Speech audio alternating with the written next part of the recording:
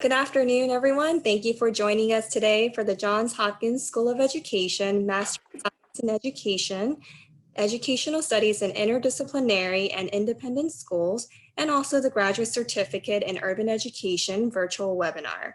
My name is Sion John. I'm the Assistant Director of Admissions at the Johns Hopkins School of Education. Also presenting today, we have Dr. Eric Rice, Professor and Faculty Lead.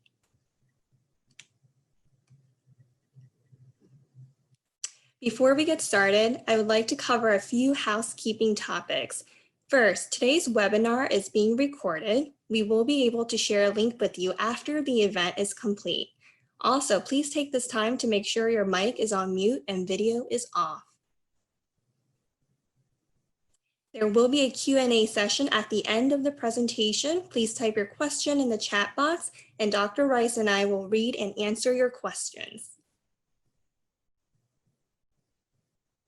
Next, I would like to share the agenda for today's virtual webinar. We will kick off the presentation sharing an overview of the Johns Hopkins School of Education. Then Dr. Rice will introduce himself and discuss and go over the details of the Master of Science in Education, Educational Studies in Interdisciplinary and Independent Schools, and also the Graduate Certificate in Urban Education. Lastly, I'll wrap it up with admissions requirements and then go over financial aid. And lastly, leave the floor open for questions at the end. Again, please keep in mind to type your questions in the chat box at the end of the presentation. And to start, we are one of 9 schools at Johns Hopkins University. We began offering college courses for teachers in 1909 and then became our own school in 2007. We are proud to share that the Johns Hopkins School of Education is consistently ranked one of the top schools in education by the U.S. News and World Report. For school enrollment, we have 2,465 students, and we offer more than 30 graduate programs, which includes doctoral, master's, and graduate certificate programs. We have approximately 121 full-time faculty members and a strong network of 22,000 SOE alums. At this time, I am going to hand the floor over to Dr. Rice.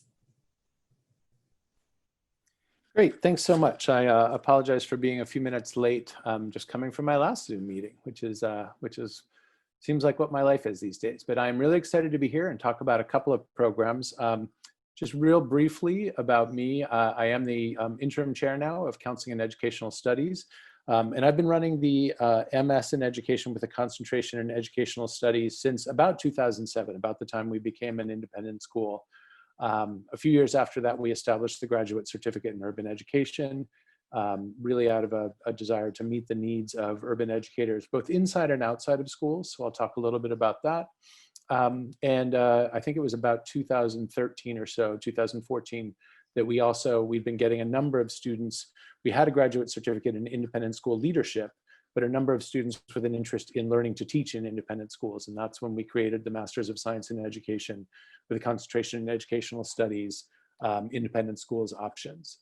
So there's a little bit about me up there, but I'm going to try and keep the focus on the program. So we can go ahead to the next slide. So I will be talking about these 2 options. Just to sort of clarify a little bit of the terminology, all of these options lead to the degree, the Master of Science in Education. And within that degree, there are a number of concentrations. So students interested in gifted education or digital age learning or administration and supervision can do a full Master's of Education with a concentration in one of those areas.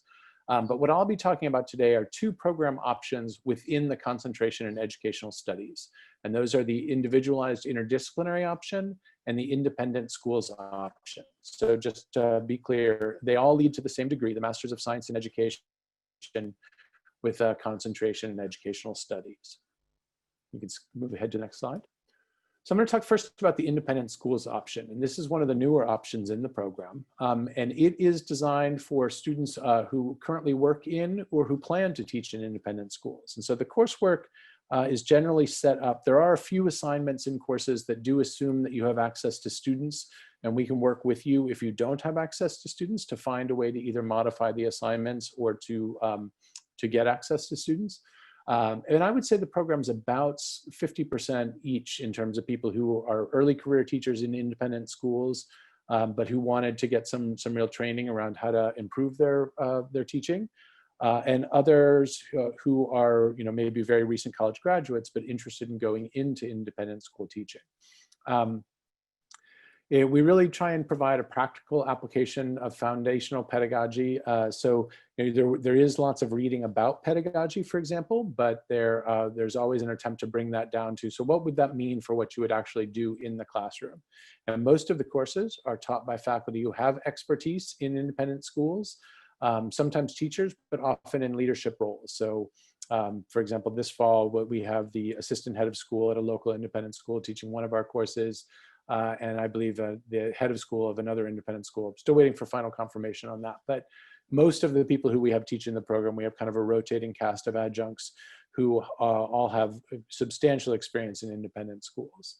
And so the courses are designed for educators with a range of experiences. I think the program works well for people who have taught for a few years in independent schools, but it also works well for people looking for that, that first exposure. And in the program goals are aligned with the Interstate Teacher Assessment and Support Consortium, or INTASC, as well as the AIMS, Association of Independent Schools. You can, yeah, so the coursework, there's 9 credits of core courses in the program. So there's a course on the introduction to the independent school, which just kind of looks at, how are independent schools different from other schools? And it's a very broad range. So what are the different kinds of schools? If you are local and know anything about the independent schools in the Baltimore area, they really span a large spectrum of different approaches to education. So we look at some of that. What do they have in common and what are different? And then a course in curriculum instruction and assessment in independent school settings. And that's not dissimilar to courses that we offer in other programs on curriculum instruction and assessment, but where we really try and find to tailor it for students in independent schools. And those are usually offered back to back on the same night of the week in a student's first semester. And then skipping ahead to the end of the program, the other core course is the Seminar in Teacher Leadership, which has to be in one of your final 2 semesters. And that's the capstone course for all of the educational studies programs. So that course you might be in class with students from the interdisciplinary option, for example. Those are the 9 credits of core courses. There's also another 9 credits of required coursework. So every student is exposed to educational technology. There are a number of courses that you can choose from. To special needs, whether that's special education or gifted education, and to human development, because that's just an important part of understanding any kind of education is being able to identify and think developmentally about students. And then because there is such a wide gamut of different approaches in independent schools, there's an opportunity to really fine-tune the program with 15 credits of elective courses. And so some students who have a lot of teaching experience might use that to go further into, say, gifted education or educational technology. Some students who are teaching in independent schools that are focused on urban areas, for example, might take some of the courses from our graduate certificate in urban education. Students have enjoyed taking electives in the Mind, Brain, and Teaching program and really looking at the implications of recent research in neurobiology for teaching. And then some students will take courses that are usually offered in our Masters of Arts in Teaching, really focusing in on elementary methods or STEM methods, things like that.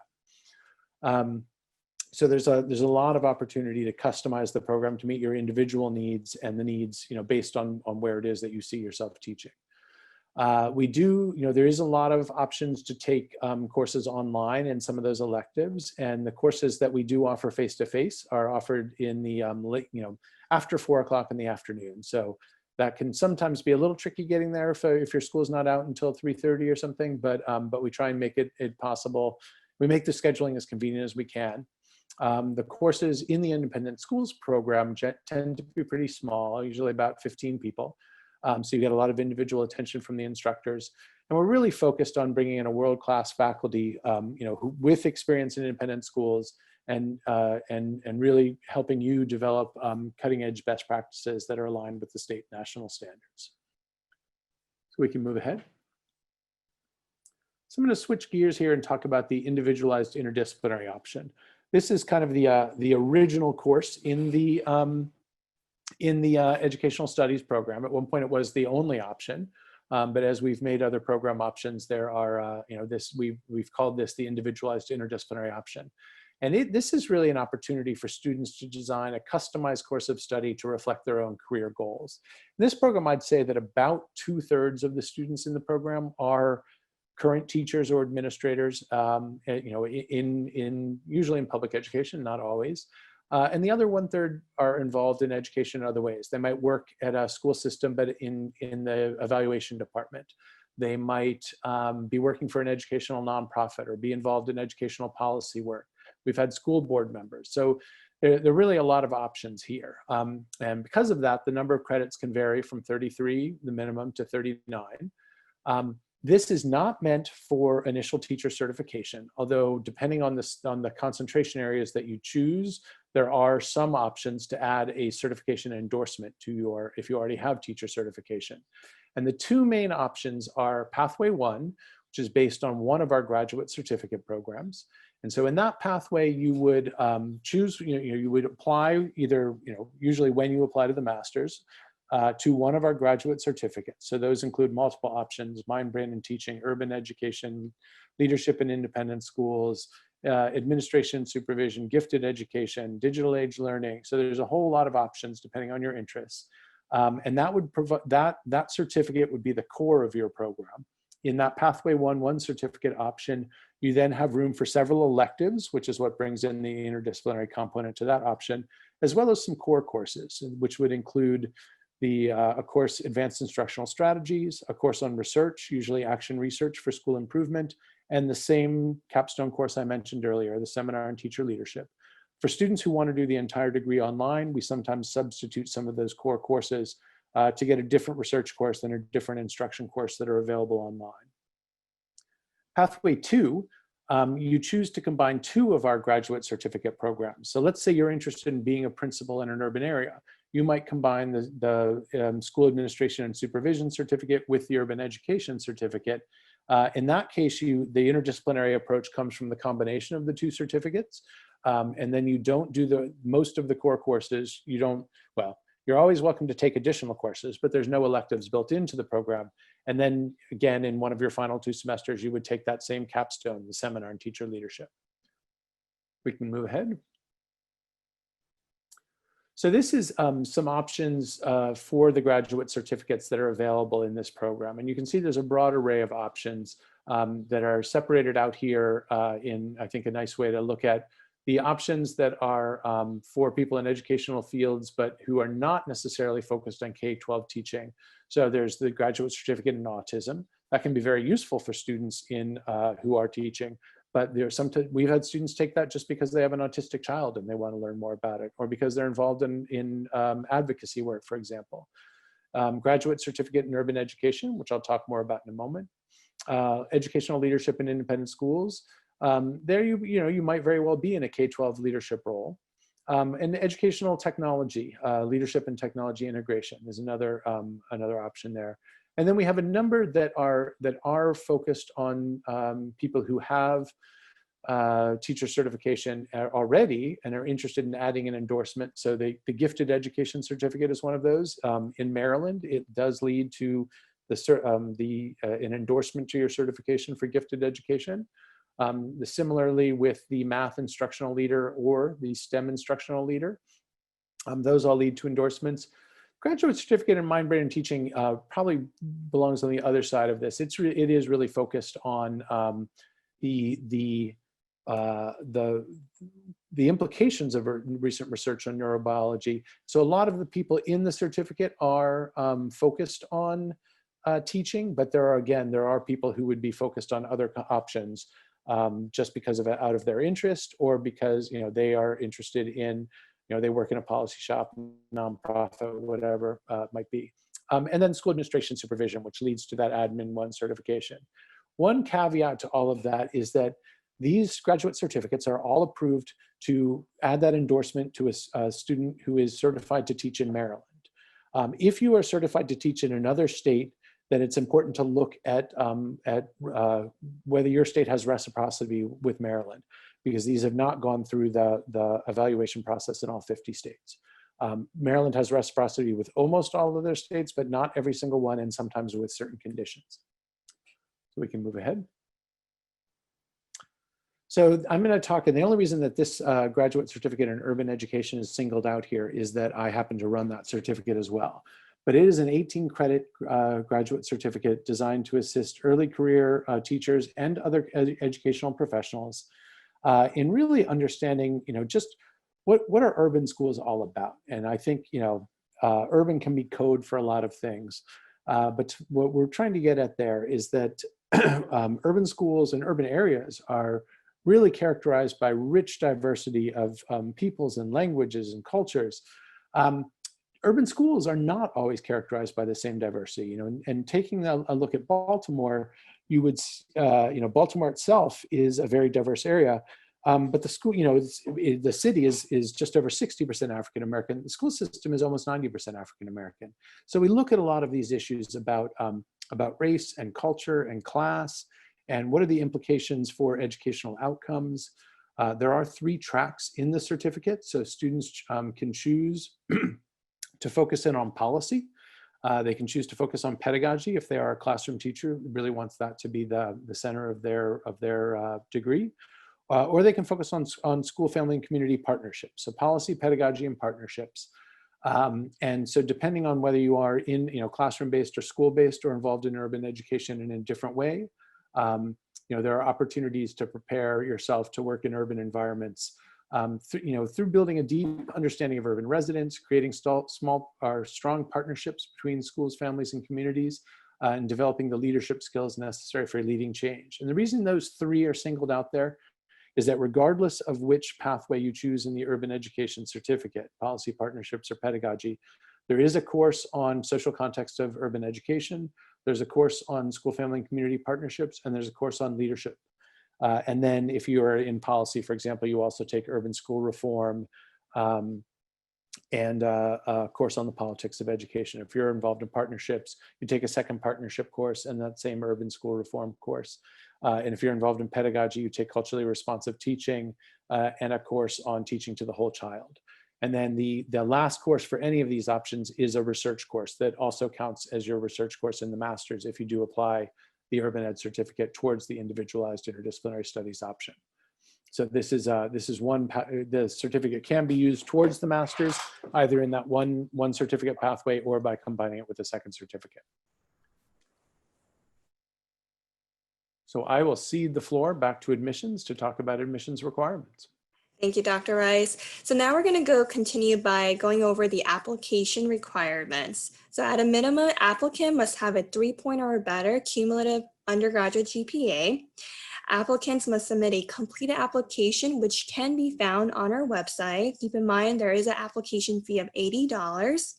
Next, we need all official transcripts, including institutions you may have taken courses but did not receive a degree. So again, this is from all post-secondary institutions that you have attended. Next, a 500-word essay must be uploaded. Please visit our website on the admissions webpage to learn more about the essay portion of the application. You will need a current resume or CV, 2 letters of recommendation. If you are unable to have 1 academic letter of recommendation, we will be able to accept 2 professional letters of recommendation. And keep in mind, the GRE is not required for this program. And if you are interested in applying for the interdisciplinary option, it does require submission of a 2-part application, master's and certificate, since you will be selecting 1 or 2 graduate certificates. So please reference our application instructions for details on submitting your master's and certificate selections for this program of study. Admissions deadline for all 3 programs that were mentioned during this presentation are rolling for summer, fall, and spring.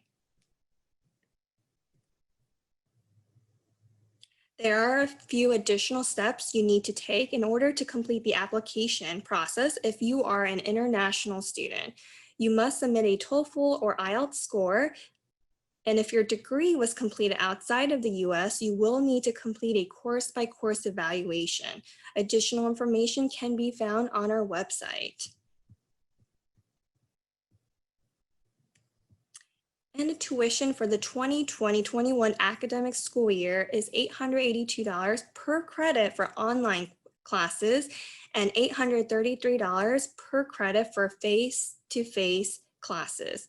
Keep in mind, excludes textbook, course materials, graduation fee, and registration fee. Additional fees apply and are charged separately from tuition. We encourage you to view our tuition and fees page on our website for the most up-to-date information about tuition and fees.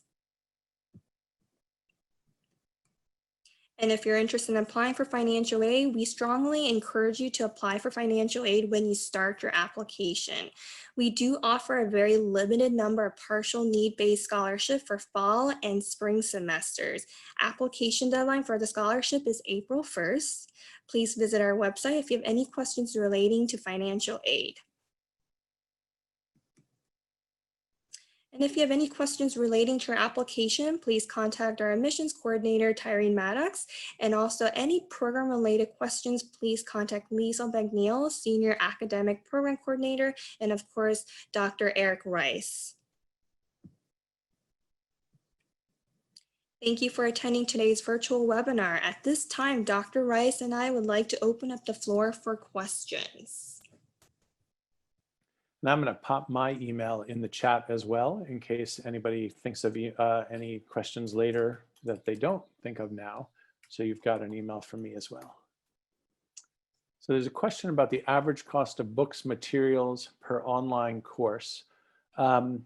I think it varies a little bit. I will say that particularly in the online courses, people are generally or faculty are generally very good about making everything that they can accessible through the e-reserves. So one of the benefits of being a student in general is that you are able to access a pretty large, I shouldn't say almost any, a very large proportion of academic journals are available to you for free online through our library website. And there are also a large number of ebooks, and so faculty do their best to make that kind of thing, to make the materials available for free through the e-reserves. And I am stalling just a second as I look up. I think somewhere in the online there is a financial aid cost of attendance where there's an estimate of that. So I'm trying to pull that up. And Dr. Rice, I'm going to jump in as well too. There is a like a budgeting calculator on the financial aid webpage. In addition, yes, the cost in terms of the books and the materials definitely do vary from course to course. And what they show up for financial aid purposes that you would want to consider is $65 per credit.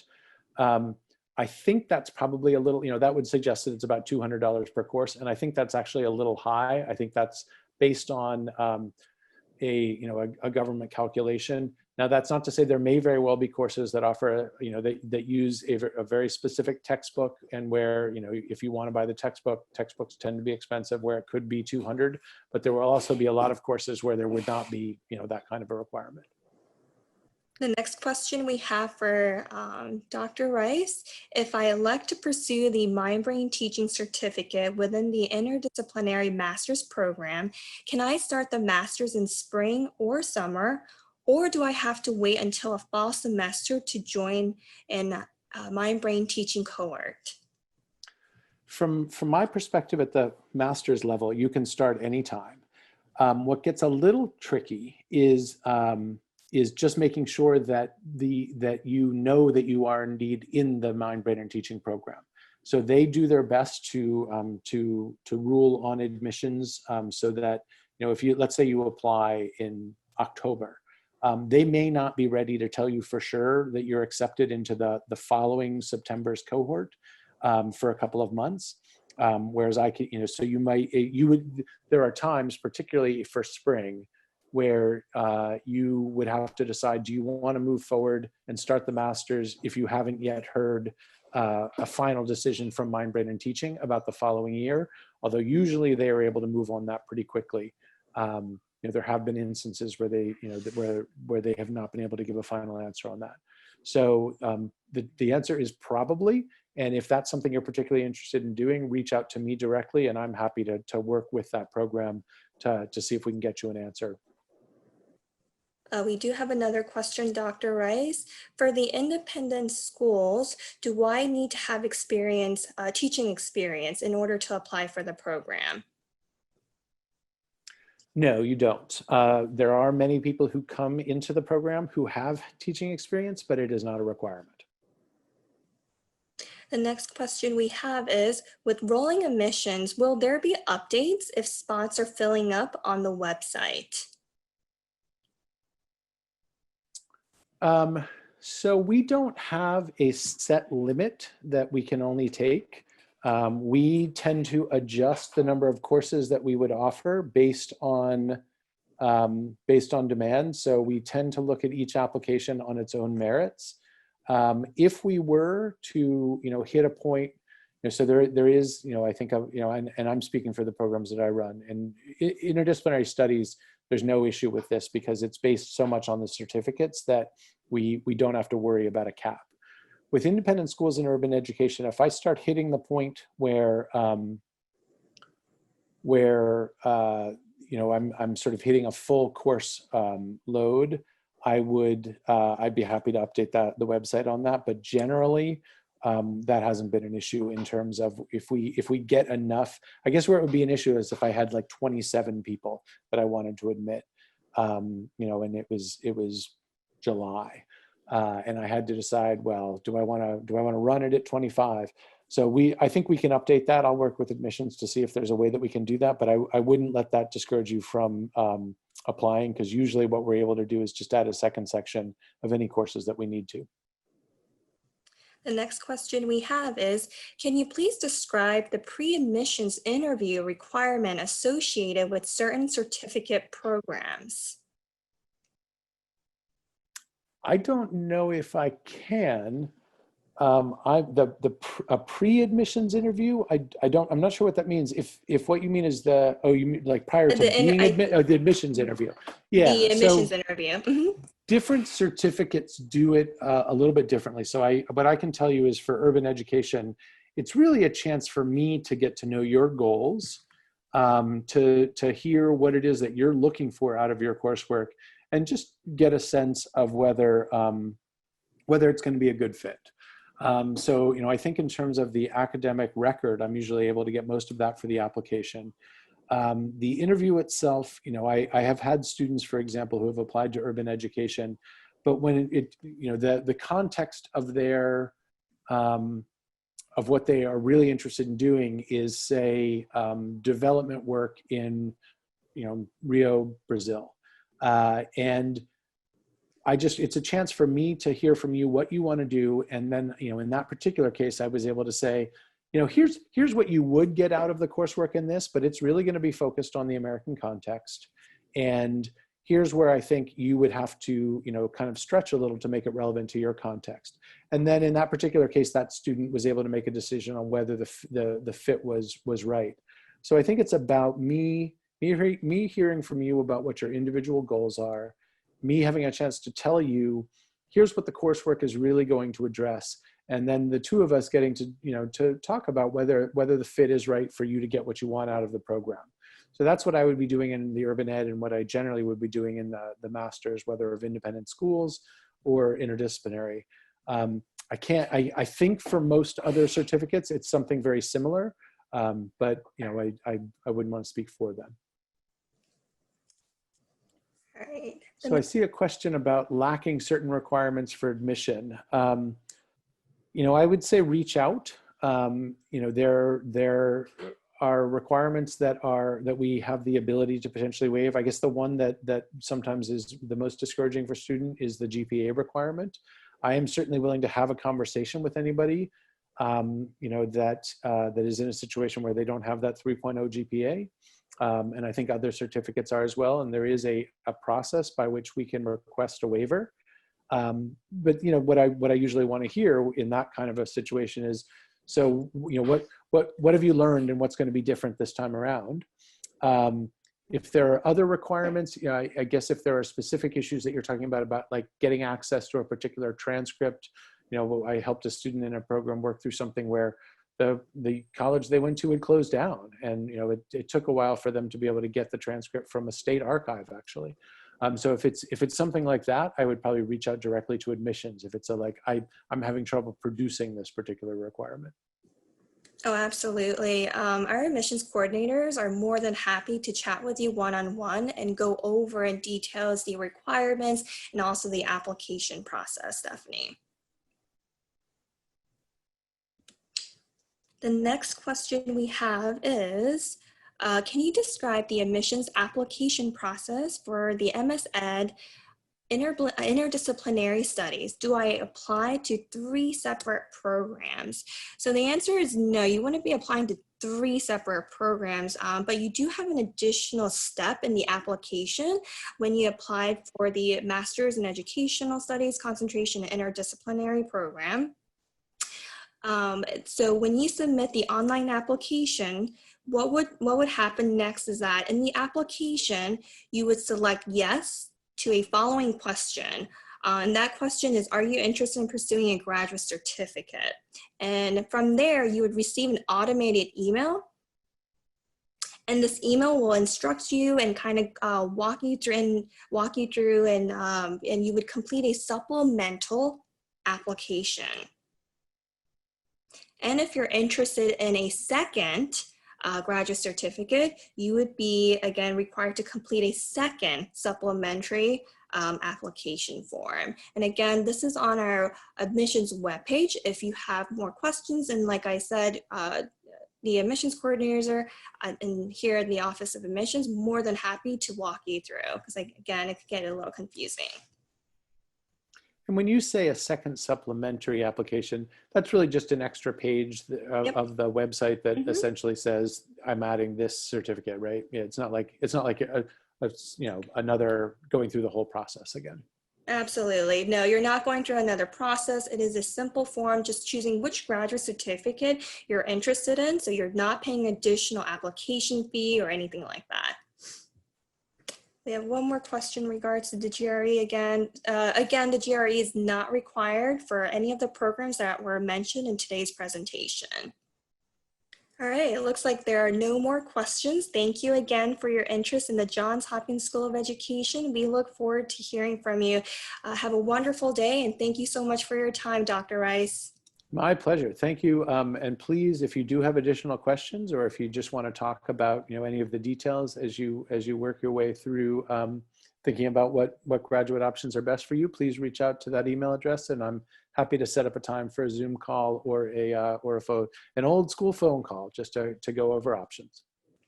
All right. Have a great day, everyone.